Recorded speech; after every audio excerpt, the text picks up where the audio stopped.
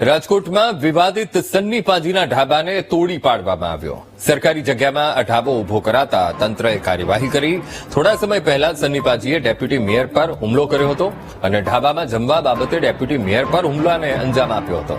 મંજૂરી વગર જ સરકારી જગ્યાનો કોમર્શિયલ ઉપયોગ કરાતો હતો અને જેને લઈને હવે તંત્રએ લાલાક કરી અને કાર્યવાહી કરી છે।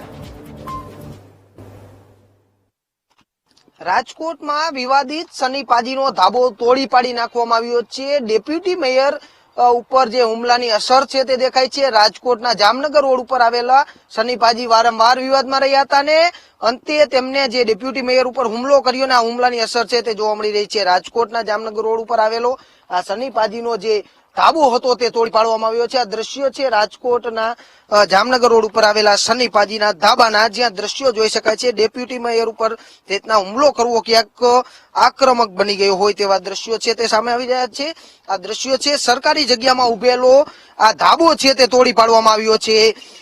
અત્યારે તોડવાની કામગીરી પણ હાલ ચાલી રહી છે। રાજકોટમાં જે રીતે આ સરકારી જગ્યામાં ધમધમી રહ્યો હતો આ સન્ની પાજીનો ધાબો, શું લેન્ડ ગ્રેબિંગ કરવામાં આવશે કલેક્ટર તંત્ર દ્વારા કે કઈ રીતની કામગીરી કરવામાં આવશે તે મોટો સવાલ ઉઠી રહ્યો છે। આ રાજકોટના સન્ની પાજીના ધાબાના દ્રશ્યો છે જે તોડી પાડવામાં આવ્યો છે ને આ દ્રશ્યોમાં અત્યારે આપ જોઈ શકાય છે કે કેવી સ્થિતિમાં અત્યારે જોવા મળી રહ્યો છે।